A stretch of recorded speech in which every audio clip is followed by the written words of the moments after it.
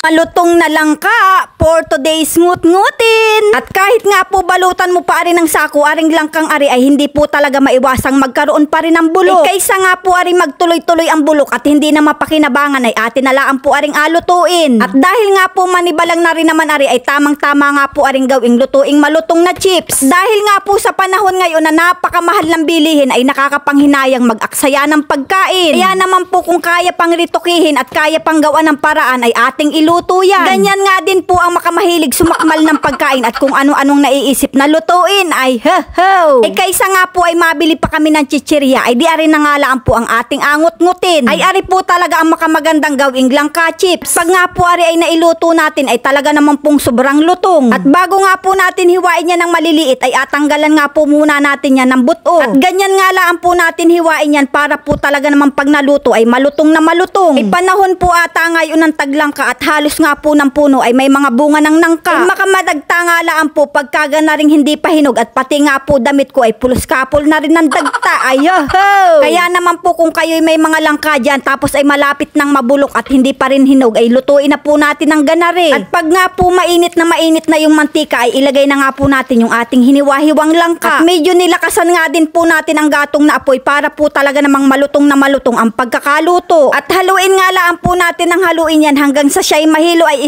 hanggang sa mag golden brown po ang kanyang kulay. Panigurado nga din po ito'y magugustuhan ng inyong mga anak. Kaso po ay talagang hindi ari pwede sa bungi at kahit anong gawin nyo pong nguya ay hindi nyo po ari madudurog dahil nga po ari ay makamalutong. At para nga po magkalasa yung ating langka chips ay lagyan nga po natin ng tinunaw na asin. Pag nga po natunaw na natin yung asin ay lagyan nga lang po natin ng kaunti. Baka nga po pag naparami yung ating lagay na tubig ay baka naman po ay kumunat yan. Kung ayaw naman po ninyong ilagay dyan ay asin ay pwede naman po ay asukal at atunawin din ninyo. Pag nakalansing na nga po siya sa lutong pag inahalo ay pwede na nga po nating ahunin yan. At masama nga din po yung ma-overcook at baka nga po yan ay pumait ang lasa. At pag ganyan nga po ang kanyang itsura ay atin na nga po yung ahunin at yan po ay tamang-tama laang. At napakaganda nga po ng ating pagkakaluto at napakalutong.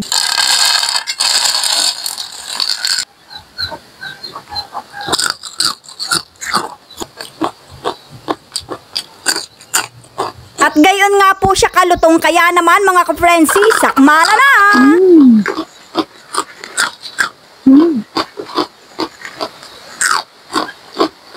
At kung kayo nga po mga ka-frenzy ay makamatagal ng nangungupahan ay panahon na po siguro para naman kayo ay magkaroon na ng sariling bahay. Dahil meron na nga po tayong murang-mura at affordable na rent to own. Kaya naman po kung interesado kayo, PM is the case. Kaya naman mga ka-frenzy kung naibigan nyo nga po aring video ng ari pa like and share na lang po. Maraming salamat!